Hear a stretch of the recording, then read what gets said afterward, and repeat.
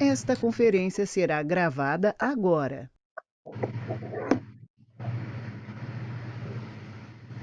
Bom, podemos começar então? Bom dia, pessoal, tudo bem? Meu nome é José Roberto Beraldo, estou muito feliz em estar aqui com esse time maravilhoso que eu vou estar apresentando na sequência. Primeiramente, eu gostaria de agradecer, em nome do IBEF de São Paulo, os parceiros mantenedores que vocês podem, eu acho que, ver aí na tela, né? As empresas 99, B3, Banco Alfa, Deulep, Deloitte, Acordo Certo, Global, a Michael Page, Estadão de São Paulo, IBM, KPMG, Mastercard, PwC, a Sampo, SAP, Pinheiro Neto, e o escritório Veirano e LBMF, tá bom? Eu gostaria muito de agradecê-los pela oportunidade de estar fazendo esse webinar. Então, como eu falei, meu nome é José Roberto Beraldo, eu sou o CFO, estou representando, acho que a maioria do pessoal que está assistindo aqui, estou tendo esse prazer. Eu sou certificado pelo IBEF de São Paulo. A propósito, esse webinar, eu acho que vocês viram, né, ele é da certificação de CFO. Então, eu gostaria de convidar todos que ainda não estão, claro, os que estão já associados do IBEF, que venham para o IBEF e participe desse processo de certificação, que é muito legal. Né? Eu faço parte do núcleo de desenvolvimento CFO e nós estamos trabalhando forte para garantir muito conteúdo para vocês, né, que são CFOs. Então, eu convido todos a entrarem nesse processo de certificação. E quem não for do IBEF, que entre no IBEF, o IBEF realmente disponibiliza muito conteúdo para o pessoal da área financeira. Nós, da certificação de CFO, já temos uma programação muito grande até fevereiro de 2021, tá? De webinars e eventos. O próximo evento ainda será em setembro ainda, né? Que será o Impactos na Cultura, tá? Então, convido todos. Além dos eventos de certificação, o IBEF já tem, pelo menos, programado mais 3 outros webinars para setembro, tá? No final, eu vou estar passando quais são, tá bom? Bom, pessoal, então eu gostaria de pedir, como o Felipe falou no início, eu gostaria de pedir a todos que mantenham as câmeras e o microfone fechado para evitar ruídos, tá? E no final, nós estaremos abrindo para perguntas, tá? Que eu vou estar recebendo, o Felipe vai estar me encaminhando aqui, e a gente vai estar abrindo para perguntas. Bom, primeiramente, eu gostaria de ter o prazer de apresentar os palestrantes aqui, tá? E a sorte de pegar esse time, eu acho que a curadoria do IBEF foi muito, muito feliz e muito legal pegar esse time para falar de um tema que é absolutamente importante para todo mundo, para todas as profissões e principalmente para a área financeira. Tá?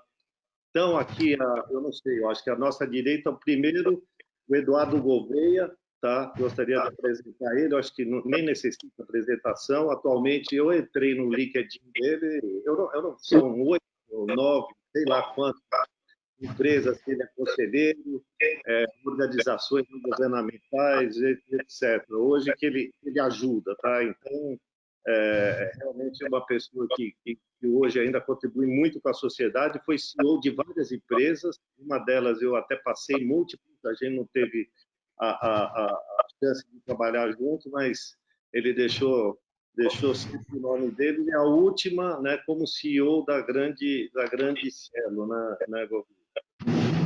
Então, eu listar o CV dele, se tiver interesse, entra lá no link interesse e tempo, senão a gente vai gastar o webinar para falar do CV dele. A outra campeã aqui é a Isabela Minotto, né? Sócia-diretora também da Arquitetura RH e também professora com larga experiência, tá? Em várias universidades. E, finalmente, tem também o Ricardo, apresento aqui o Ricardo Basaglia, e atualmente é diretor-geral da Michael Page, né? Importante empresa, e nem precisa dizer a importância para nós da empresa que ele trabalha, o setor que ele trabalha, né? Então, realmente, ele pode dar muitas dicas que é extremamente importante para todos os profissionais. Bom, então é isso. Bom dia, pessoal. Estou muito feliz de estar aqui com vocês e já gostaria de começar para não perder mais tempo, né? Porque a gente tem muito conteúdo aqui. Vamos falar sobre inteligência emocional. Acho que nem precisaria, né? Porque inteligência emocional, todo mundo sabe que o financeiro é reconhecidamente, né, nas empresas como sendo o profissional que tem mais inteligência emocional. Eu faço essa brincadeira porque realmente eu já sofri muito bullying com isso daí, mas a gente sabe que é realmente muito importante e a construção disso, a audiência nesse webinar é extremamente importante e isso é a preocupação de todo mundo com esse tema muito relevante, tá? Então, eu gostaria de começar eu já vou começar fazendo a pergunta e a primeira vai ser a Isa, né, que conhece muito o tema profissionalmente. Isa, que tal a gente começar por uma definição, né, de inteligência emocional, para colocar todo mundo na mesma página? E seria legal também você definir o conceito de liderança transformativa, que são assuntos relacionados, né, e que você também escreve num artigo até que você mandou, que é muito legal, e depois eu recomendo que todos leiam, né? Então, eu pediria que você começasse aí com essas definições. Bom dia. Bom dia, Beraldo, Ricardo. Bom dia, Gouveia. Bom dia a todos. Eu queria dizer que eu fiquei muito positivamente impressionada com vocês, viu? Você está brincando, mas eu achei que a inteligência emocional de vocês estava acima da média quando a gente conversou. Eu queria começar trazendo um dado, né? Acho que não podia ser diferente aqui. Vocês têm ideia de qual é o custo da falta de engajamento no mundo? A gente tem, em média, 70% de pessoas. Isso são números do Instituto Gallup, né, que fez uma pesquisa exaustiva. Eles têm dados de mais de 27 milhões de colaboradores em 2.500 unidades de trabalho. Vocês têm ideia qual é o custo disso? 450 bilhões. Então, eu pergunto para vocês, qual é a importância da inteligência emocional, principalmente na liderança, para melhorar os custos, para melhorar os índices de engajamento e diminuir, então, esses custos que são altíssimos. E aí eu começo falando da importância da liderança especificamente, para trazer um pouco do que é a liderança transformativa. Porque o líder o tempo todo, ele precisa tomar decisões. E se a gente pensar num cenário, como o cenário que nós estamos, é um cenário de muita complexidade e de muita incerteza.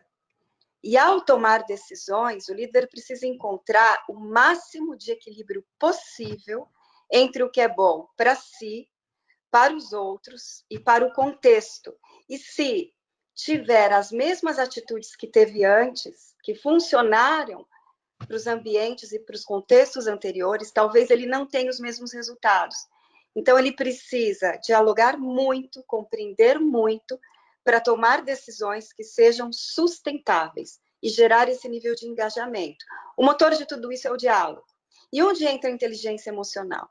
Eu gosto de dizer, uma definição clássica do Daniel Goleman, que a inteligência emocional se divide em duas. A primeira é a capacidade de você ter uma boa relação consigo mesmo, que é a inteligência intrapessoal. Quais são os impactos para suas equipes e para o desengajamento de líderes que têm atitudes que sejam inadequadas? É a capacidade de controlar as emoções. Então, quantas vezes alguns líderes precisam fazer gestão de consequência por não conseguirem controlar as suas emoções? E aí, na inteligência intrapessoal, que é essa capacidade de fazer uma boa gestão das suas emoções e de si mesmo, nós temos 3 habilidades.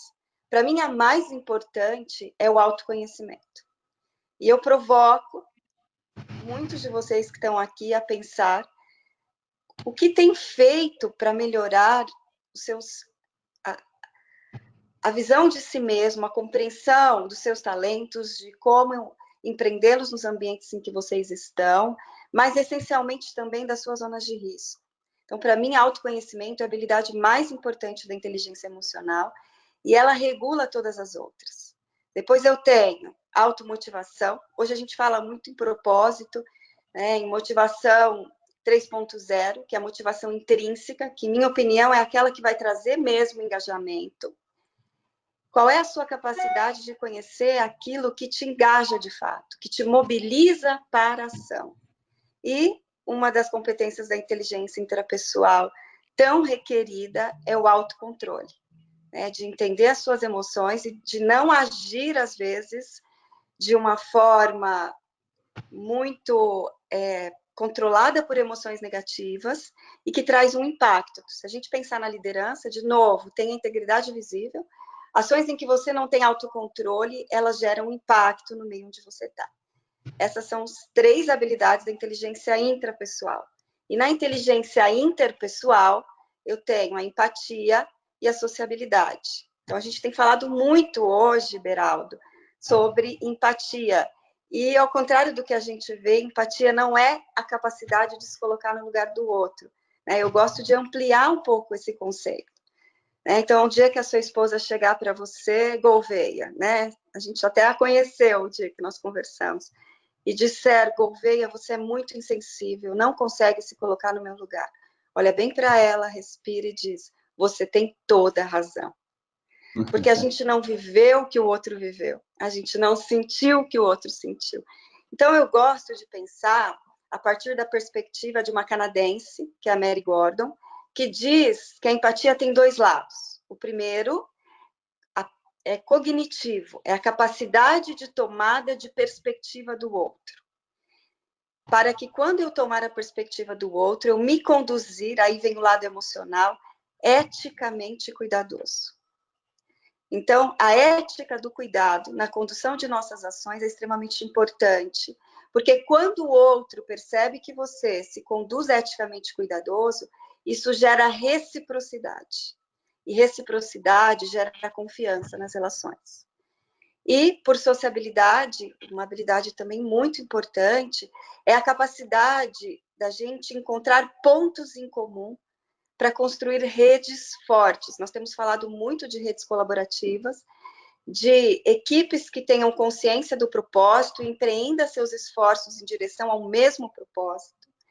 Então, essa capacidade do líder de promover diálogo, de trazer a mesma perspectiva para as pessoas, ela entra dentro da sociabilidade, que é uma habilidade da inteligência interpessoal. Então, resumindo, nós estamos falando de 5 habilidades na inteligência emocional, que se divide em 2. A inteligência emocional tem a intrapessoal, os 3 autos, autoconhecimento, automotivação e autocontrole, e a interpessoal, que é a boa capacidade que a gente exerce de ter uma boa relação com o outro, que traz a empatia e a sociabilidade. Você se julga emocionalmente inteligente, Beraldo? Isso é uma pergunta? Não, eu que tenho Isso é que uma fazer. pergunta. Não só para você, né? Mas aí abrindo para todos. De fazer esse julgamento. Talvez eu vou perguntar para minha esposa, depois você conversa. Isso, ótimo. Né? Mas tenta pensar o quanto você acha que tem de autoconhecimento, né? O quanto você conhece as suas motivações intrínsecas, quanto você consegue se controlar, é capaz de ser empático e de exercer a sociabilidade. Legal. Poxa, super legal. Eu vou pegar até essa deixa sua, depois dessa definição, e gostaria de aproveitar e pegar e falar com o Gouveia, perguntar para ele, né, que teve essa ascensão na carreira, uma carreira super brilhante, saiu lá do marketing, né, Gouveia, lá do Bom Preço. Isso. Eu acho que naquele primeiro momento talvez as habilidades técnicas eram a mais importante e teve toda essa evolução que a gente já comentou, né? Eu queria entender de você como que você vê esse equilíbrio, né? A Isa falou de toda a necessidade, a importância dessas habilidades, vou chamar de habilidades intangíveis da inteligência emocional. Como que você faz esse balanço, né, para essa evolução da sua carreira entre as habilidades técnicas e a habilidade emocional? Como que você vê isso? Como que você... Legal. Primeiro, Beraldo, obrigado pelo convite. Isa, Ricardo, é sempre bom estar com vocês aqui para debater um tema tão essencial para a gestão e para as empresas hoje. Primeiro, eu tenho uma visão muito clara. Às vezes a gente começa a carreira com aspecto técnico, hard skill muito forte, como analista, como um técnico, e depois a gente vai adquirindo, quando vai subindo na gestão, vai subindo na pirâmide, a gente vai ter que ter o desenvolvimento muito forte do conceito do soft skill, que é tudo que a Isa discorreu, que é toda a parte de comunicação, toda a parte de engajamento, toda a parte de empatia, toda a parte de flexibilidade. Então, foi um processo, Geraldo, e aí eu vou tentar trazer um pouco mais da visão prática de um executivo. Eu fui executivo durante 35 anos na minha vida, os últimos 10 como presidente. Então, a gente vai adquirindo, e tem várias formas de adquirir soft skill, tá? Que é on the job, ou seja, se metendo e se submetendo a situações do dia a dia, e você ali vai aprendendo, e você tiver um conceito forte de atenção, você vai imergindo naquelas situações, dali você vai amadurecendo. Uma coisa que foi muito importante na minha carreira foi ter mentores e coachings muito fortes, então eu sempre procurei ter feedback, claro, on the job e com pessoas externas que eu confiava que realmente queriam o meu bem, queriam minha ascensão. Então, agradeço hoje a esses mentores e coachings todo dia. Teve um que foi super importante, eu faço questão de sempre honrar ele, que foi o Marcelo Silva. Esse Opa, cara é um são cara são esse cara dois. ele me ajudou muito e esse cara hoje é um guru para mim. Eu tenho a honra hoje, Beraldo, de sentar em 2 conselhos de administração do lado dele. Divide 2 conselhos, o da Baterias Moura e da Raimundo da Fonte, lá em Pernambuco. Tem um Pode trabalho forte. Desculpa. viu? Eu trabalhei com ele, foi meu chefe, é recíproco essa admiração. Desculpa. Ele é um craque em termos de gente, de engajamento. Ele é um mestre, ele é um guru. Então, tudo que eu aprendi na vida em relação a gestão de pessoas, a engajamento, a time, a equipe, veio da origem da relação com ele, tá? Então, eu ficava olhando como é que ele interagia, como é que ele gerenciava, como é que ele se portava, e ia ali no efeito esponja, pegando e disse, um dia, quando eu tiver uma equipe, quando eu tiver numa posição que esse cara tem hoje, eu quero ser igual a ele, tá? Então, também tive chefes e líderes péssimos, tá, Beraldo? Então, eu também agradeço hoje a eles. Agradeço também porque eu olhava para cima e dizia, eu não quero ser igual a esse cara. Então, esse processo é um processo evolutivo dessa transformação de uma carreira mais técnica para uma carreira um pouco mais flexível, uma carreira um pouco mais focada na gestão de pessoas. Depois de 35 anos apanhando, a teoria é muito fácil, brincando com a Isa, é lindo, mas a prática ela não é tão linear. Então, tem muito sofrimento, tem muito carbureto, tem muita exposição a situações difíceis que você vai aprendendo com aquilo, olhando as pessoas fazendo. E eu tenho uma linha mestra na minha carreira de evolução, ela foi toda baseada em símbolos e rituais o tempo todo, tá? Símbolos e rituais. Então, a gestão tinha que ser tangível e ela tinha que ter um ritual muito forte e baseada também em celebração e reconhecimento por pequenas vitórias. Tá? Então, isso fazia com que a gente juntasse a equipe, juntasse todo mundo, um propósito único, uma visão única e muita comunicação, muita comunicação. A Isa foi muito feliz quando ela falou de diálogo, muita comunicação, muita recorrência, muita frequência, muita comunicação genuína, transparente, verdadeira. E isso fez com que eu saísse numa carreira mais técnica, com hard skill muito forte, para uma carreira um pouco mais de gestão, com muita felicidade, com mais soft skill, com mais autoconhecimento, com mais liderança, com mais empatia, com mais juntar todo mundo. Então foi isso. Não tem muita regra de bolo, tá, Beraldo? O que eu sugiro aqui, se eu puder dar um conselho, se autoconheça cada vez mais e se provoque e mergulhe, de vários mergulhos aí em ambientes que não são tão controlados para que você consiga absorver daquela experiência todo esse conceito da inteligência emocional. Legal, obrigado por compartilhar tudo isso, Gouveia. Então, eu vou aproveitar agora, né, essas duas deixas e ao Basaglia, né? Você que é um termômetro do mercado, né, Basaglia? Você está conhece, a interação com seus clientes, também com os executivos, com os colaboradores do outro lado, pegando a definição da ISA e também o Gouveia falou com relação à importância dos mentores, né, das pessoas próximas para o aprendizado, né, dos soft skills, vamos dizer assim. Como que você vê vê o mercado hoje, as empresas e as pessoas, elas, no geral, que você tem visto, têm essa consciência que foi mostrada aqui antes, isso daí é uma norma hoje, é normal o mercado perceber isso, as empresas estão buscando executivos com esse perfil. Como que você vê isso daí, já que você é o termômetro aí do nosso mercado? Primeiramente, bom dia a todos, Beraldo, todo o time do IBEF, obrigado pelo convite, que honra e que responsabilidade estar com a Isa aqui, com o Gouveia, depois de tudo que já foi falado aqui, buscar acrescentar. E acho que esse é um ponto fundamental para a gente tocar, Beraldo. Acho que adicionando ao ponto do que a Isa já comentou, se a gente for na definição mais simples do Aurélio, ele diz que inteligência emocional é a capacidade de reconhecer e gerenciar sentimentos e emoções, né, nos múltiplos aspectos da experiência humana. Mas existe um ponto que, seja na nossa família, seja na escola ou nas empresas, a gente foi ensinado apenas a pensar e não a sentir.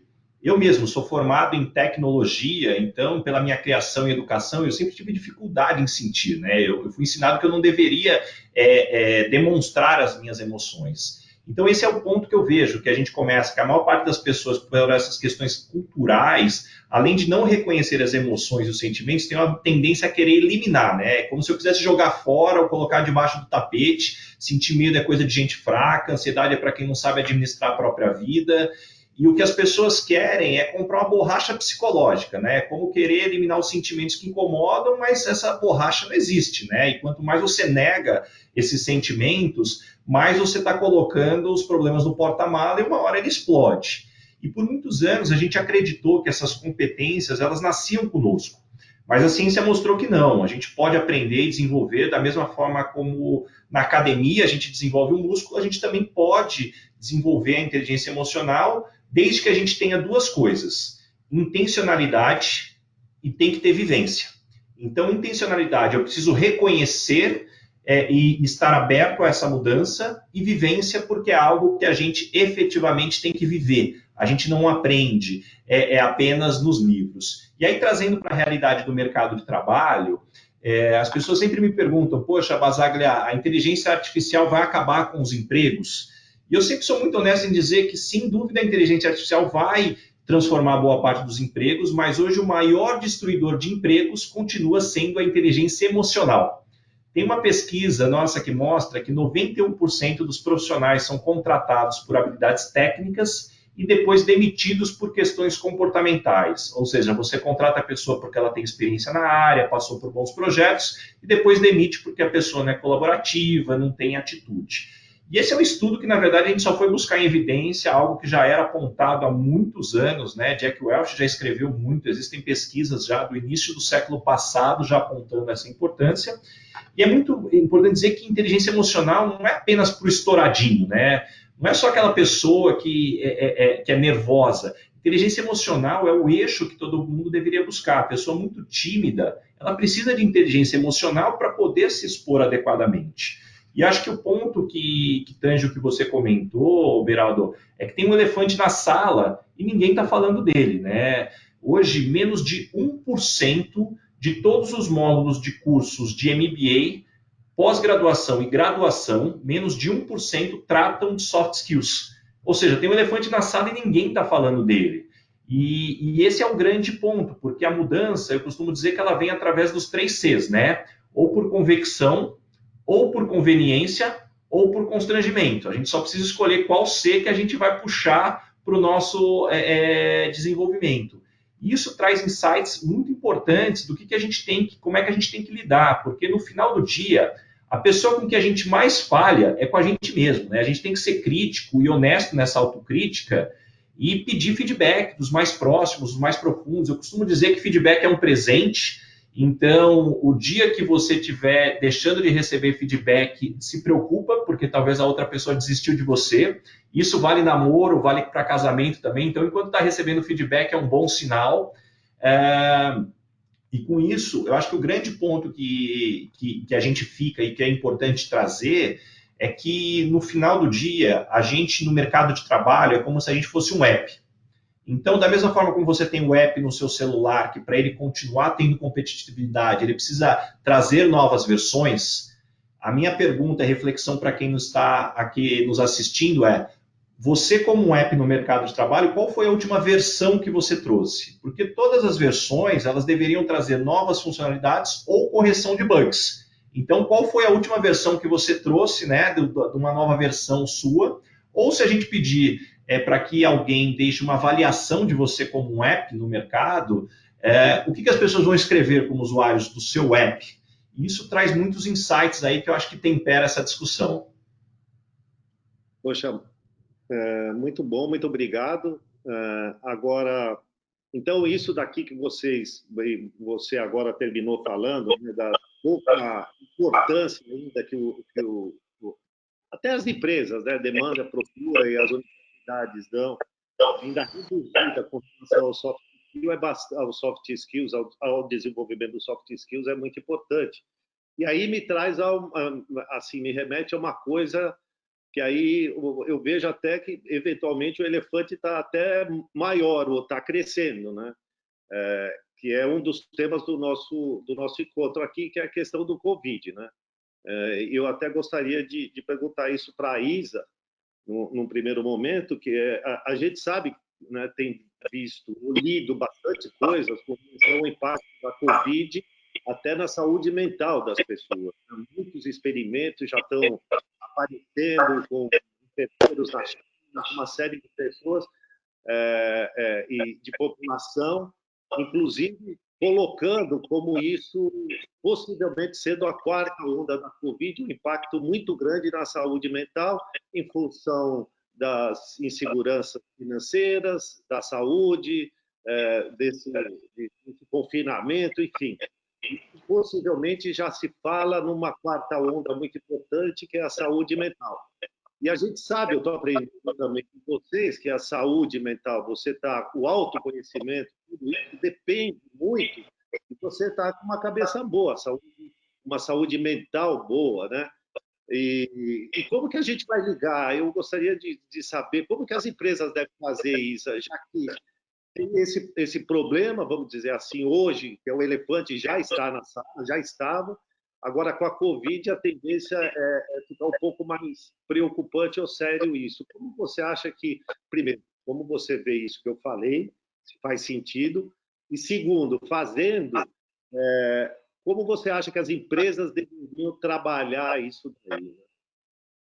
Beraldo, faz muito sentido. Eu dou aula no Albert Einstein, tem um programa que é de gestão de saúde, e tem alguns pesquisadores que já trouxeram dados de que esses números têm aumentado. Então, para mim, sim, é uma quarta onda, né? Uma pandemia da questão emocional muito forte, e a gente precisa olhar para isso de frente. Eu queria voltar numa coisa que vocês trouxeram, que a gente não fala sobre emoções. Eu gostei muito, né? A gente não aprende a sentir, e a gente não tem uma educação formal que privilegia isso. Então, nós temos um déficit muito grande. E neste momento de pandemia, onde a incerteza, né, despontou muito forte, as pessoas precisaram olhar mais para si, e muitas ficaram desequilibradas, elas não tinham repertório para isso. Isso influencia nas suas atitudes, na maneira como lida, né, com as suas questões e com as outras pessoas também. Então, nós vamos precisar olhar para isso. O que eu tenho para dizer para as empresas, eu tenho alguns clientes que estão, de forma proativa, desenvolvendo programas para conversar com as suas lideranças, para que elas tenham estratégias com as suas equipes, mas também tem empresas que têm feito vários fóruns, abrindo, né, você trouxe... O Gouveia enfatizou a questão do diálogo, abrindo esse diálogo para que as pessoas possam externalizar as suas emoções. Então, que a gente possa, sim, falar sobre emoções. Que o Basaglia, que trabalha comigo, a gente possa ter um ambiente tão emocionalmente seguro. Eu acho que o termo que eu queria frisar é esse, é que a gente possa fomentar cada vez mais ambientes emocionalmente seguros, onde as pessoas possam sentir, e se o Basaglia trabalha comigo, ele pode chegar para mim e falar: Isa, hoje eu não estou bem, né? Hoje talvez eu precise de um pouco mais de ajuda, eu tenho decisões importantes, reuniões importantes. Quando ele diz isso, ele já está abrindo um espaço, né, ao dizer, para se reorganizar e se conectar comigo, para que de repente eu também possa trazer estímulos para que você se organize melhor, para fazer com mais consciência, né? Porque se eu não tenho uma boa inteligência emocional, muitas vezes eu saio do eixo, e aí eu tenho que fazer gestão de consequência, né? Essas 3 formas de aprender, eu acredito que aprender deveria ser proativo e não reativo. Mas na maioria das vezes a gente só aprende quando a gente tem situações de muita adversidade. Então, o que eu tenho para dizer para as empresas é que elas não esperem, tá, aumentar muito essa pandemia emocional, que tenham atitudes proativas, que abram espaço para que as pessoas possam dialogar e dizer sobre seus sentimentos, que tenham lideranças muito conscientes disso, que acolham as suas equipes, encontrem tempo, porque à medida em que você consegue se esvaziar disso, se reorganizar, você se engaja muito mais nas tarefas que você tem que desempenhar. Então, um ponto muito importante é lideranças e organizações com essa abertura. E se, eventualmente, não souberem as estratégias, tem uma série de profissionais do mercado que têm feito programas incríveis em relação a isso, tá? E os índices mostram uma melhoria muito grande. Tem alguns clientes que trabalham, né, nessa perspectiva já antes da pandemia, com, por exemplo, redução em afastamentos, né, a sinistralidade no plano de saúde também, que é um custo muito alto. Então, essa abertura, neste momento, é muito importante. Deixa eu complementar um ponto, Beraldo, por favor. Eu vi do Fábio Barbosa outro dia numa live, fazendo com ele, que a gente está na mesma tempestade, né? A tempestade é igual para todo mundo, que é esse isolamento, a Covid, mas a gente está em barcos diferentes, né? Então tem gente num barco um pouco mais estável, maior, com mais conforto, tem gente numa canoazinha, com um apartamento pequeno, uma casa pequena, com um filho dentro de casa, filho pequeno correndo, tal, sem estrutura para trabalhar. Então, a tempestade é igual para todo mundo, mas o barco é diferente. Então, tem um conceito que a Isa traz muito forte, que é esse conceito proativo da empatia. A liderança tem um papel diferente hoje, ela tem um papel agora muito mais forte, e cada um com seu ativo de ir para cima e fazer essa conexão ativa, ou seja, entender qual é o barco que cada funcionário, cada participante daquele grupo está vivendo. Eventualmente, tem gente que está adorando estar em casa, tem gente que está detestando e tem gente sofrendo muito. Eu sou conselheiro de 6 empresas grandes e sou investidor em 6 startups hoje. É impressionante, essa turma mais jovem, ela está sofrendo muito, isolada dentro de casa, morando num apartamento pequeno, sozinho.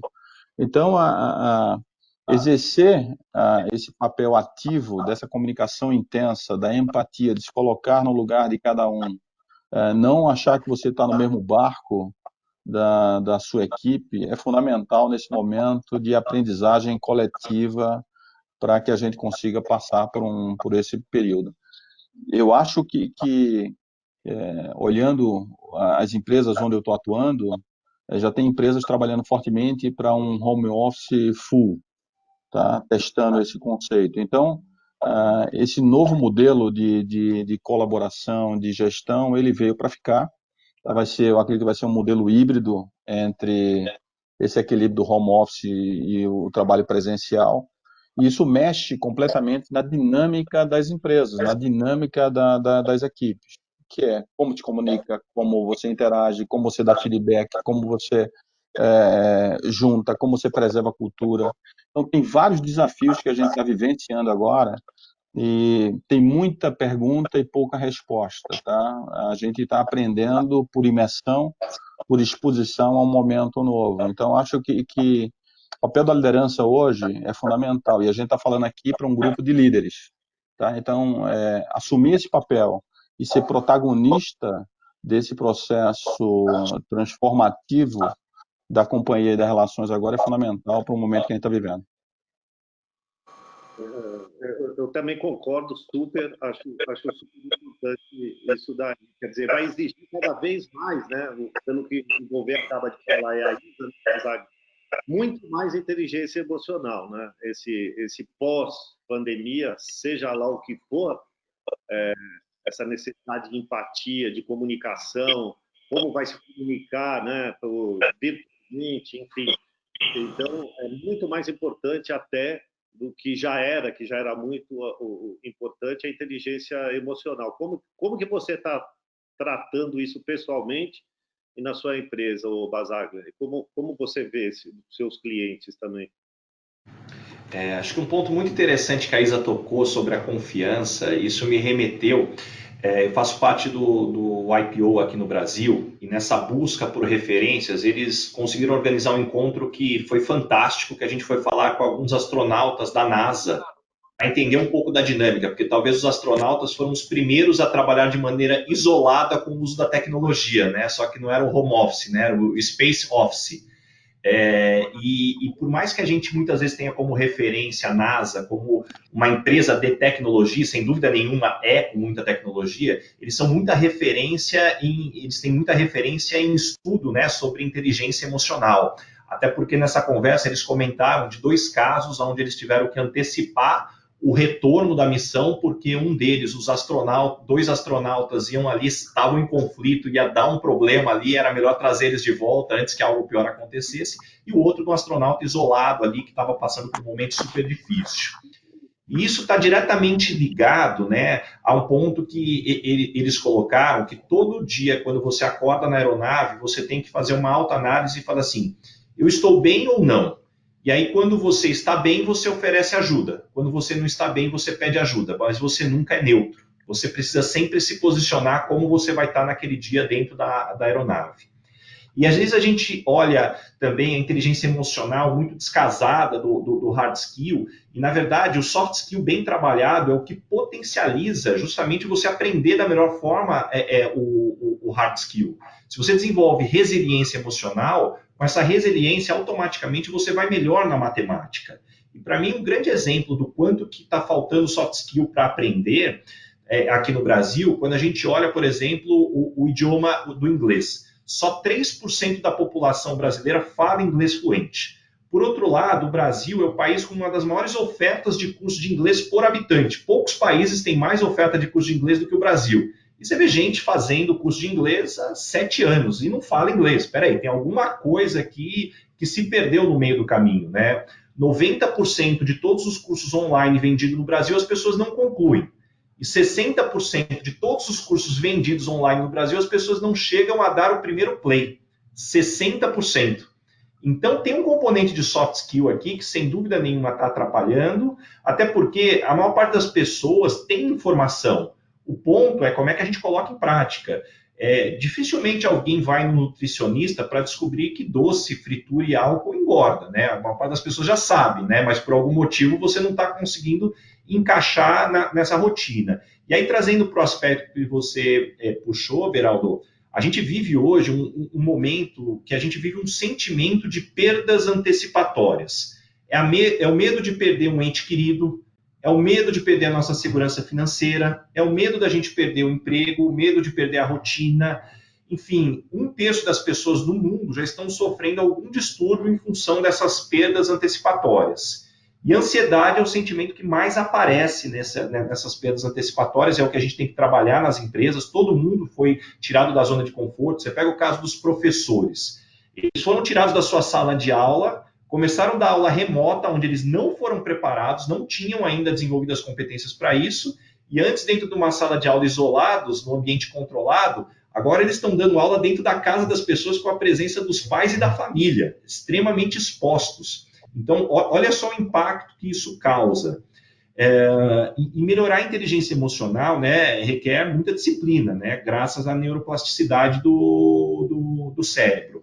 E por isso que o grande ponto que eu vejo as empresas que estão performando melhor estão buscando trazer justamente esse suporte através das ferramentas que a gente tem hoje, de videoconferência, toda uma dinâmica, para que a gente possa aumentar a nossa tolerância ao estresse e ambiguidade. Porque é isso que diminui a ansiedade, né? A nossa tolerância ao estresse e ambiguidade. E lembrando que o cérebro ele é um órgão biológico, mas também social. Se você isolar uma criança, ela não vai se desenvolver igual. E para completar, o que eu noto é que as empresas que vêm buscando o seu caminho e vêm tendo sucesso, elas têm focado no que alguns frameworks vêm mostrando. As empresas precisam ter os 3 P's que elas precisam se preocupar. Os 3 P's. Profit, planeta e people. Então, profit, sem dúvida nenhuma, porque sem lucro nenhuma empresa tem a sua perenidade. Planeta, porque é o impacto que ela tem perante a sociedade, a imagem que ela vai ter. E people, porque se ela não cuidar das pessoas, definitivamente ela não vai ter cada pessoa na sua melhor versão.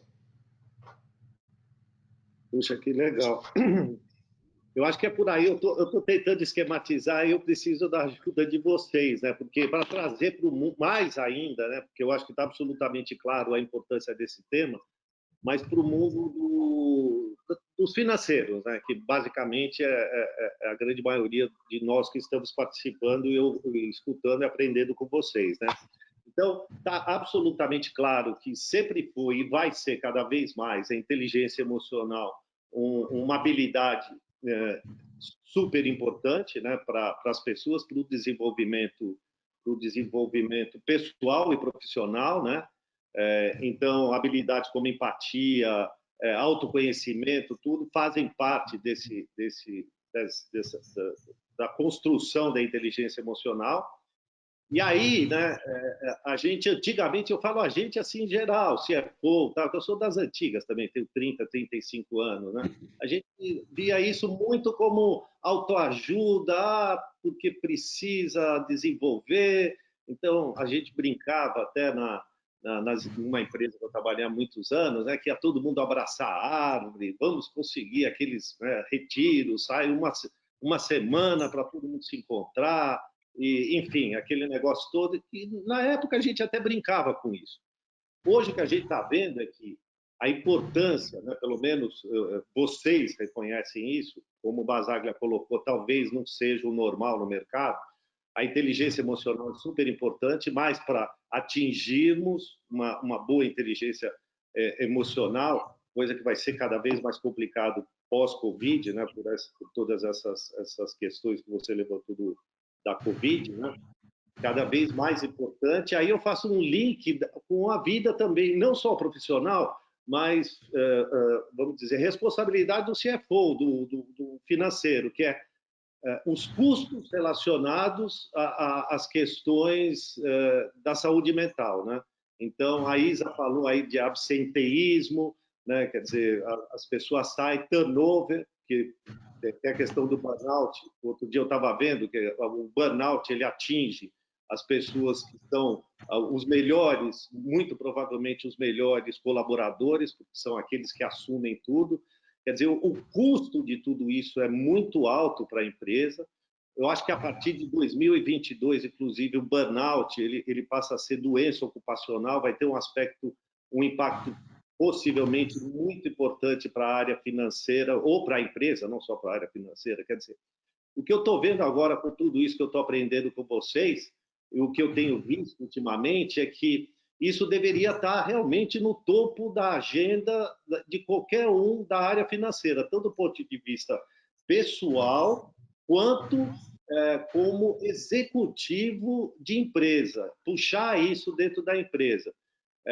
Eu não sei se eu consegui fazer isso daí, eu peço ajuda de vocês, né, para fechar esse ciclo, mas é a sensação que eu estou saindo aqui, que a gente, enquanto financeiro, tem até obrigação de entender melhor esse assunto e de levar a organização e não pensar daquela maneira mais antiga de que isso daí, vamos dizer, até uma frescura, isso é bobeira, tem que ser meio durão, tem que aguentar, temos que ter resiliência, só que para ter resiliência tem que ter né, uma tranquilidade, tem que estar com uma cabeça boa, tranquila, não é? Ninguém pega resiliência do ar, né? Eu gostaria que vocês ajudassem aí, se faz sentido o que eu estou fazendo. Eu acho que a capacidade de conexão de vocês é até maior do que a minha. Então, se é por aí mesmo, como que vocês veem isso daí? Eu queria só Desculpa, pegar Foi não, Isa, rapidinho um gancho para vocês, que eu acho que o desafio do executivo de finanças é transformar os custos invisíveis. Nós estamos falando, né, turnover, absenteísmo. Quanto custa contratar um profissional que fica menos de 3 meses, né, Ricardo, na organização?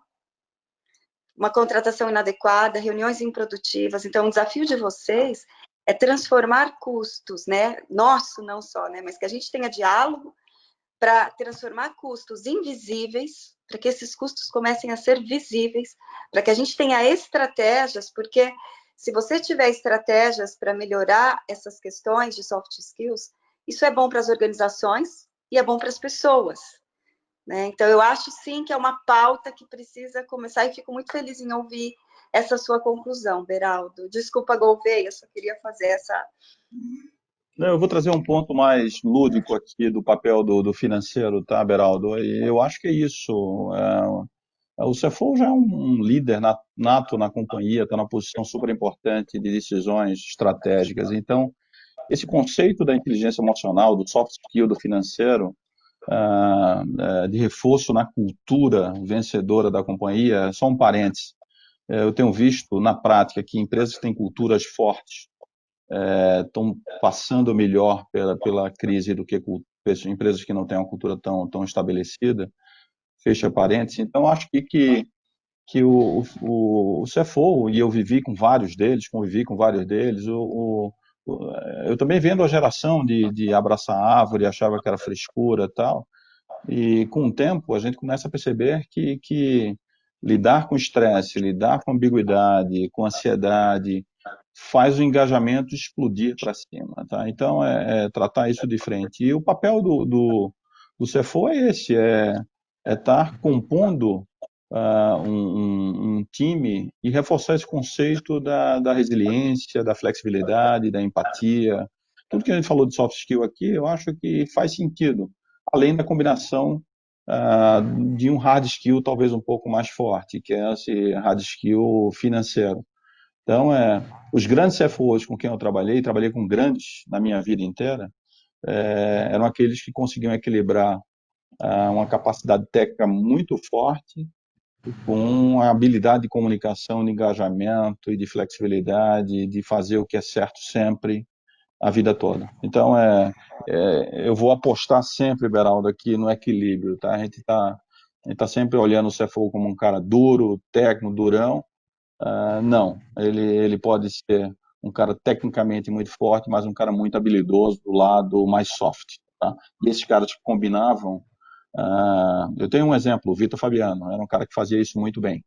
Ele foi CFO comigo lá na Cielo. Então, esse cara combinava muito bem as duas habilidades e fazia com que o time dele viesse muito forte junto com ele num propósito, uma missão maior. Então, eu tenho vários exemplos muito fortes dessa combinação e eu apostaria aqui, Beraldo, no equilíbrio, tá? O meio aqui que faz com que a gente tenha um CFO super forte na companhia. Muito bom. Talvez complementando aqui, concordando com todos os pontos, não só concordando, mas batendo palmas aqui porque a Isa e o Gouveia colocaram, que eu concordo em gênero, número e grau. O que eu acredito é que muitas vezes numa carreira técnica, a gente pode estar tão focado no resultado que a gente esquece de focar no que dá resultado, né? Então, isso não é jogo de palavras, né? As pessoas estão tão focadas no resultado que esquecem de focar no que dá resultado. E uma coisa que eu vejo também, que é uma mentira que te contam na faculdade ou na sua família, a maior mentira que te contaram é que você precisa ser o melhor em uma coisa para ter sucesso. Essa é a maior mentira que existe. E por que é uma mentira? Porque não é que efetivamente esse é o único caminho, mas ele é o mais difícil. Se você for bom em apenas uma coisa, para você ter sucesso na vida, você vai precisar estar entre 1% da população. Então você possivelmente nasceu com um dom, ralou pra caramba e está num ambiente altamente competitivo. Nas minhas entrevistas eu noto que a maior parte das pessoas de sucesso são pessoas que têm uma combinação de 3 ou 4 ou 5 coisas que elas são diferenciadas, mas elas não estão no 1% dos melhores, elas talvez estão nos 25%. E é isso que muitas vezes as pessoas olham alguém de sucesso e falam, poxa, ele tem muito sucesso, mas ele nem é o melhor naquilo. E realmente não é, mas ele está nos 25%. Um exemplo que eu gosto muito de contar, que é do Scott Adams, que ele diz que lá na biografia dele, quando ele escreveu, Scott Adams é o criador do Dilbert, né, o quadrinho lá corporativo. E o Scott Adams, ele teve muito sucesso e ele sempre comenta que, olha, eu sempre fui um bom desenhista, mas não a ponto de ser considerado um artista. Eu sempre fui um cara engraçado, mas nunca a ponto de ser considerado um humorista. Eu sempre conheci do mundo corporativo, mas não a ponto de ser um grande líder empresarial. Mas quando eu combino esses 3 fatores, eu atingi um posicionamento imbatível, que nunca ninguém me pegou. E eu até faço essa reflexão para mim, né? Eu acabei criando um projeto no Instagram para falar de carreira e liderança. Em menos de 12 meses eu estava com 200 mil seguidores. E a hora que eu faço essa reflexão, eu não acho que eu sou a pessoa que mais estudou de carreira e liderança aqui no Brasil. Eu não acho que eu sou o headhunter com mais anos de experiência. Existem outros que talvez tenham mais anos de experiência do que eu. Não acho que eu sou a pessoa mais carismática. E não acho que eu sou a pessoa que mais conhece de rede social. Mas na hora que eu combinei os 4, talvez isso me dê um posicionamento único. E essa abertura ao novo, para mim, que é o importante. Quando eu iria imaginar que fazendo live para 4, 6 mil pessoas no Instagram para falar de carreira, isso nos últimos 12, 18 meses, eu ia estar me preparando para um belo dia vir uma pandemia e eu ter que colocar a empresa inteira dentro de uma videoconferência e falar para todo mundo, e essa habilidade que eu desenvolvi me ajudou muito nesses tempos. Então, essa abertura para o novo também é algo que eu enxergo fundamental. Deixa eu trazer, Beraldo, aqui só para complementar e pegar um gancho do Basaglia. Essa habilidade de comunicação é um negócio fundamental. Eu digo sempre para um jovem, aprenda a se comunicar, porque isso vai fazer falta lá na frente. Talvez essa seja uma habilidade super importante. E um outro ponto importante, Basaglia, é que eu sempre contratei gente muito melhor que eu, tá? E isso me ajudou muito na minha vida profissional. Quando eu tinha um time multidisciplinar, muito mais competente que eu embaixo, e a engrenagem funcionava, e eu estava ali coordenando e tentando ser o maestro daquela orquestra, eu me dei muito bem. Os resultados foram realmente exponenciais. Então, ter um pouco de habilidade usando você para contratar gente boa e montar um time multidisciplinar melhor que você, e você ter essa capacidade e essa sensibilidade de trazer gente boa e compor um time que realmente funcione como engrenagem, eu acho que esse é talvez um conselho que eu daria para quem está gerenciando equipes. Traz gente melhor que você. Essa turma vai te empurrar para um outro patamar. Muito obrigado pela aula. Eu não sei, eu acho que a gente está... Né, a nossa ideia era terminar às 9 horas, né, o nosso bate-papo, e abrir para perguntas. Já estão aparecendo algumas aqui. Eu gostaria de deixar alguns minutos aí para vocês. Então, talvez fazer um encerramento aí, começando Isa, Gouveia, depois o Basaglia, para deixar as últimas, né, as últimas mensagens aí de vocês com relação a esse assunto.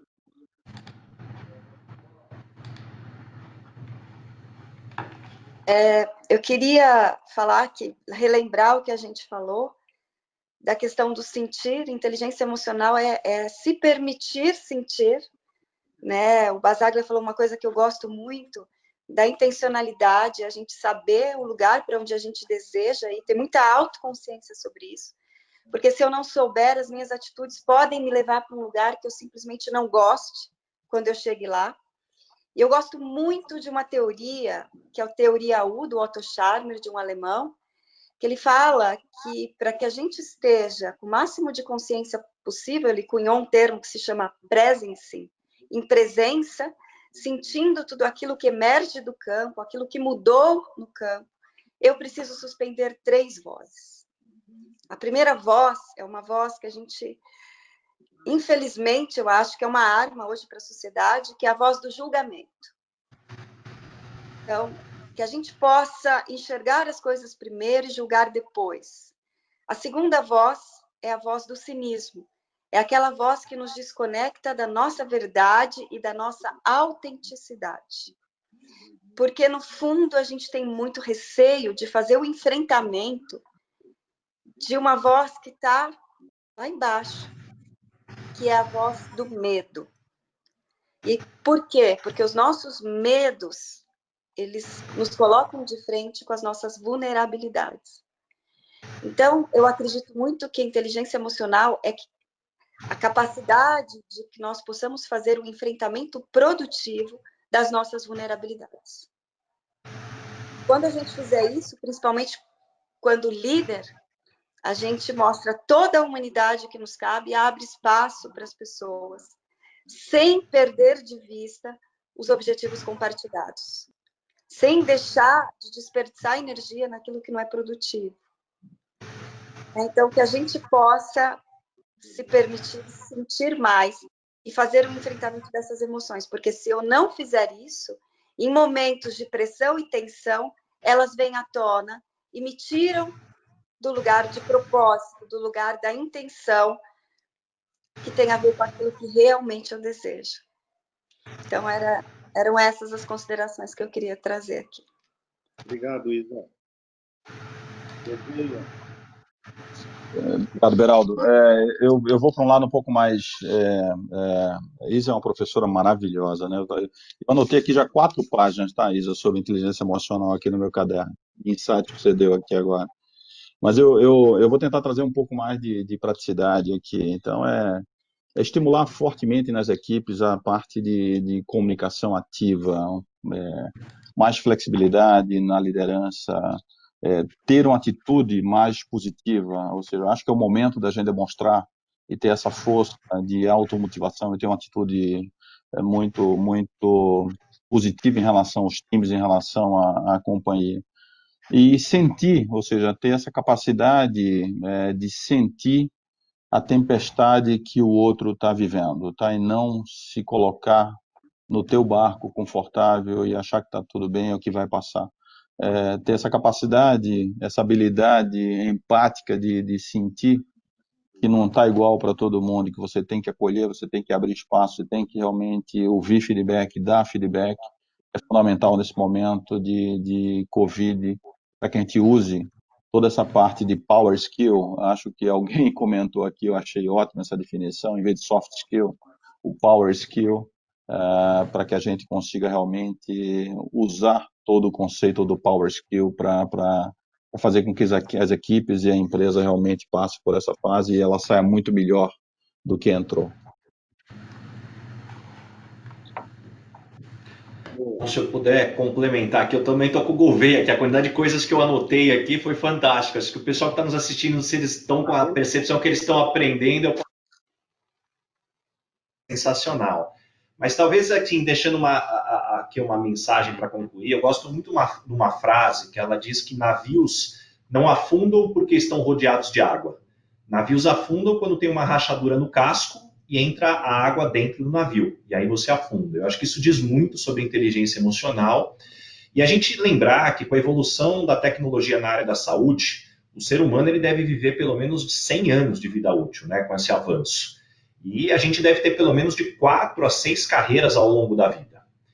Isso já vem acontecendo, menos de 50% dos altos executivos que eu entrevisto trabalham em sua área de formação. Então, resiliência, autogestão, amabilidade, engajamento com os outros e principalmente a abertura ao novo é fundamental. A gente fala muito de performance nas organizações. Eu tenho uma fórmula que eu adoro e ela é muito simples, que ela diz que performance é igual a talento menos interferência. Bem simples, performance é igual a talento menos interferência. Então, a gente como gestor ou gerenciando a gente mesmo, a gente tem que potencializar o talento e diminuir a interferência.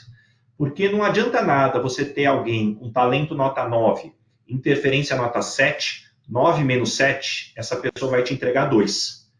Muitas vezes, se você tiver alguém com talento nota 7, mais interferência nota 2, 7 menos 2 é 5. Então, essa pessoa está entregando mais. E isso é muito importante porque a interferência ela pode ser um cansaço, desmotivação, problema de equipe, falta de confiança. Então, como que a gente diminui essa interferência para o talento aparecer. Às vezes a gente está só focado no talento. A gente fala muito também, quando a gente fala de performance, potência e controle. O único lugar do mundo que a gente consegue ter potência e controle ao extremo é na engenharia, onde, por exemplo, você tem um carro de Fórmula 1, 320 por hora, e o piloto tem o carro na mão. Quando você fala de pessoas, você tem que escolher. Ou você tem potência, ou você tem controle. Você ter os dois no ápice, você também não vai ter isso sobre as pessoas. E lembrando que não importa qual é a posição, se você hoje é um gerente financeiro, se você já é um diretor ou um vice-presidente, você sempre vai ter 3 cadeiras. A cadeira do gestor, a cadeira do coach e a cadeira do líder. A cadeira do gestor é quando você está tocando o dia a dia, fazendo as coisas acontecerem. A do coach é quando você está identificando onde o seu time pode melhorar e suportando eles para se desenvolverem. E líder é o que inspira, é o que dá visão, é o que faz as pessoas sonharem. Então, qual é o percentual do tempo que você está passando na cadeira de gestor, qual o percentual na cadeira de coach e qual é o percentual de tempo que você está passando na cadeira de líder? A maior parte das pessoas está 98% só na cadeira de gestor. Então, esse equilíbrio, como o próprio Gouveia colocou, é fundamental. E por último, né, às vezes eu vejo as pessoas falando, mas eu tenho uma equipe de 50 pessoas. Não, você não tem uma equipe de 50 pessoas. Na verdade, são as 50 pessoas que tem você. É justamente o contrário, né? Então, assim, qual é o papel que você está tendo como líder? E essa é a minha grande crítica, assim, só para encerrar. Eu acho que as empresas com marketing digital evoluíram muito da porta para fora na massificação da customização. Você consegue customizar qualquer abordagem para o cliente no marketing digital, conhece as preferências, sabe fazer uma oferta adicional, sabe o momento certo da compra daquele cliente. Agora, a porta para dentro, a gente continua tratando todo mundo de maneira massificada e pela média. Então, falta a gente ter esse entendimento da individualidade das pessoas. Legal, excelente, turma. Deixa eu abrir agora para fazer umas perguntas aqui, depois a gente libera, porque a Isa trouxe um vídeo legal para a gente no final, mas eu tenho algumas perguntas aqui que eu vou fazer para você, eu vou estar lendo aqui, né? A primeira é do Ivan Fischer, o colega aqui, que também é certificado, está assistindo a gente, e também é meu colega lá na curadoria do IBEF, né? Então, ele coloca um ponto muito interessante, que existem várias pesquisas que indicam que é muito mais efetivo a gente maximizar, né, os pontos fortes que nós temos do que tentar desenvolver pontos ou competências que são vulneráveis, né? A gente escuta isso, né? Mesmo eu já escutei muito isso.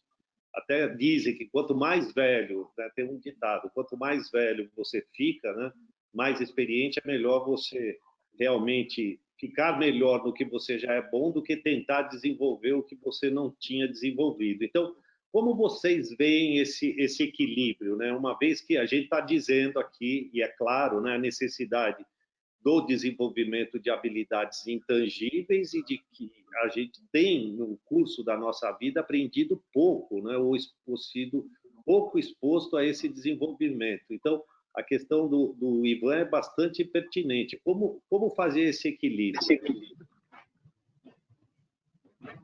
Eu acho o Ivan está se referindo à teoria dos pontos fortes, né?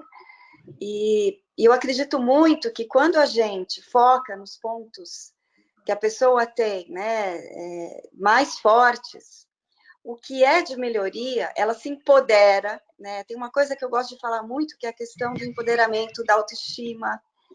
À medida em que eu percebo, né, as minhas capacidades, exerço as minhas capacidades, eu me torno muito mais forte para fazer a gestão das minhas zonas de risco. Né? De uma maneira muito simples, eu acredito nisso e nessa perspectiva. E a gente tem uma tendência do ser humano é olhar para aquilo que você não é bom. Às vezes a gente faz 98%, ou o teu liderado faz 98% de coisas adequadas, muito bem, e a gente reforça os 2% de inadequação. E eu corro o risco de entrar num círculo vicioso e não virtuoso. Então, o que o Ivan traz para mim é um olhar para que se possa entrar num círculo virtuoso, que a gente pode fazer com a gente e a gente pode fazer com os outros, sem deixar de ter a percepção das nossas zonas de risco, porque elas também podem ser distratores dos nossos objetivos. Então, a gente tem que olhar para elas. Mas quanto mais empoderada eu tiver, mais eu faço essa gestão de forma equilibrada e eficaz das minhas zonas de risco. Eu tenho uma regrinha de bolo, tá? Aqui, Beraldo, Ivan, pô, super boa a tua pergunta. Onde eu não era tão competente, e tem muita coisa que eu não era, tá? Eu sempre me juntei com gente que era muito bom naquilo e sempre tentei, por um efeito de esponja, tá exposto e tá tentando aprender. Eu acho que aí a capacidade de aprendizagem contínua, a gente tem falado muito de life learning, long learning, que é não parar de aprender. Eu acho que isso é uma super capacidade de você estar sempre exposto e sempre aprendendo. Então, eu vou contar aqui um segredo para vocês. Eu sou formado em ciência da computação e um pouco do que o Basaglia falou, a gente é formado num tema técnico e você vai evoluindo e vai migrando de carreira. E é uma coisa que hoje eu não gosto tanto, sendo muito honesto, da parte mais hard de tecnologia. E eu sempre me cerquei de CIOs muito competentes. E aí eu vou chupando, vou pegando, vou esponjando aquilo ali e tentando desenvolver de uma forma um pouco mais estratégica. Então, eu gosto muito do conceito de reforçar os pontos fortes e trabalhar na montagem de um time que te compense os pontos que não são tão fortes na tua gestão. Esse é uma regrinha que eu sempre usei também e, teoricamente, deu muito certo. E você, Basaglia? Acho que você está sem som, está muito baixo o seu som, Basaglia. Aqui. Pronto. Ótimo. Talvez trazendo a minha fórmula aqui simples, que já foi muito bem descrito, acho que ponto fraco, você tem que desenvolver ele a ponto dele parar de te atrapalhar. Então, se você é uma pessoa super agressiva, e isso definitivamente faz com que você não tenha conexões, você tem que chegar até o ponto que para de atrapalhar, mas dificilmente você vai ser a pessoa super diferenciada. Aí você chegou no onde parou de atrapalhar, você vai para potencializar o que você tem de melhor. Legal. Aqui tem a Túlia Brugali, ela faz uma pergunta e tem uma espécie de uma afirmação muito interessante, né? Eu acho que tem tudo a ver, que a inteligência emocional também é um requisito importante no momento atual onde a diversidade é mandatória, ou seja, isso é muito interessante, pertinente, eu acho que do meu lado, eu acho que é super relevante e super certo isso que ela coloca, né? Cada vez mais a inteligência emocional passa a ser o pré-requisito muito importante. E aí, uma pergunta, né? Que o líder precisa saber lidar com os perfis variados, né? Então, principalmente desse aumento da diversidade, né? Vocês identificariam mais algum soft skill necessário nesse cenário, além desses da inteligência emocional que a gente está falando? Eu vou já fazer um link, Beraldo, com o vídeo que a gente vai trazer. Eu acho que eu falei de ambientes emocionalmente seguros, né? As pessoas, a gente vem de um modelo de liderança que a gente tem que desaprender, que é o comando e controle. Isso funcionou, talvez para mim, acho que para nós 4 que estamos aqui, que somos de outra geração, que a gente aprendeu a sermos mais obedecedores de alguma forma. Hoje as pessoas, elas têm muito mais estímulos do que a gente tinha antigamente, são muito mais questionadoras, muito mais críticas, mas também tem um potencial criativo muito legal. Então, à medida em que a gente tem ambientes emocionalmente seguros, como diz a minha querida professora Fátima Giniati, no medo, a gente tem ambientes com medo, ninguém é criativo, né? As pessoas viram todas obedecedoras. E o potencial criativo para este momento, para a gente vai precisar reaprender novas formas, e a gente tendo essas condições, elas vão ser super importantes. O vídeo que a gente vai passar no final mostra isso, né? Uma forma diferente de tocar um piano. E é isso que eu acho que a gente vai precisar agora. Então, Outras capacidades, né? As 4 competências do século XXI. Pensamento criativo, adaptabilidade, a flexibilidade, né? O Felício acabou de escrever a questão da flexibilidade, da resiliência. Sim, a resiliência é uma das habilidades, né? O autocontrole, da inteligência emocional. O pensamento crítico, mas olha só, crítico construtivo. Eu acho que aqui tem um limiar, assim, a forma com que as pessoas fazem as suas críticas. Pensamento crítico construtivo. Já falamos muito sobre cooperação, sobre comunicação, desculpa, e essencialmente uma competência que a gente vai ter, uma habilidade que a gente cada vez mais desenvolver, é a cooperação. Nós temos visto exemplos de redes colaborativas sensacionais. Então, essas redes colaborativas, neste momento, vão ser essenciais. Então, para mim, a competência desse momento é a colaboração. Legal. Eu não sei, o Gouveia e o Basaglia, se queriam completar com alguma coisa. Eu acho que o Gouveia também já falou, né, de cooperação, comunicação, né, trabalho em equipe, mas não sei, Gouveia. Não, eu concordo com a Isa, eu acho que estou super confortável. Eu acho que esse conceito de cooperação, comunicação aberta, empatia, se colocar no lugar do outro, ter resiliência, trabalhar autoestima, é tudo que a gente está precisando agora. Concordo, não tenho nada a acrescentar, não. Do meu lado também, super concordo. Acho que o ponto talvez que eu adicionaria, quando a gente fala da comunicação, para quem ainda não conhece ou não teve a oportunidade de ler a respeito, pesquisem sobre comunicação não violenta. A gente não percebe o quanto na nossa comunicação a gente julga, a gente muitas vezes tira o espaço das pessoas, então eu acredito que a comunicação não violenta ela é fundamental nos tempos atuais. E rapidamente, queria pegar, né, essa fala do Ricardo, e assim, é uma indicação super legal, é o livro do Marshall Rosenberg, muito bem lembrado pelo Ricardo, e alguém citou aí também no chat, agilidade emocional, né? Falar sobre agilidade emocional. E se você quiser ler um livro que te ajude na inteligência emocional de uma forma mais prática, leiam Agilidade Emocional, da Susan Davey. Tá? Também é uma indicação, então, esse que o Ricardo trouxe, o Comunicação Não Violenta, e o Agilidade Emocional, da Susan Davey. E a CNV, a Comunicação Não Violenta, o Marshall traz também a importância de que nós possamos compreender as nossas emoções, expressar essas emoções para as outras pessoas e as nossas necessidades. Muitas vezes, queria dar uma dica importante. Quando a gente se percebe fora do eixo, você está numa reunião e alguma coisa não está confortável para você, te pegou no estômago. Tem uma pergunta que a gente aprende com a comunicação não violenta, que é: faça essa pergunta. Que necessidade eu tenho que esta situação não atende? Né? Isso está dentro da metodologia para quem for estudar comunicação. Legal. Deixa eu dar até uma sugestão para a Túlia também, Túlia.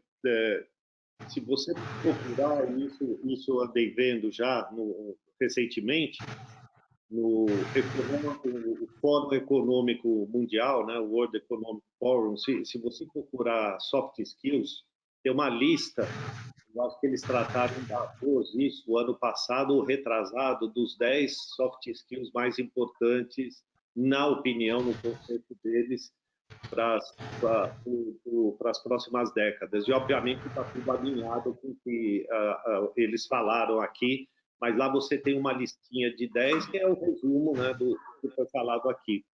Queria dar só um peteleco nisso também, que a Isa falou, pensamento crítico, né? Eu assisti alguns vídeos e uma palestra do Obama, né?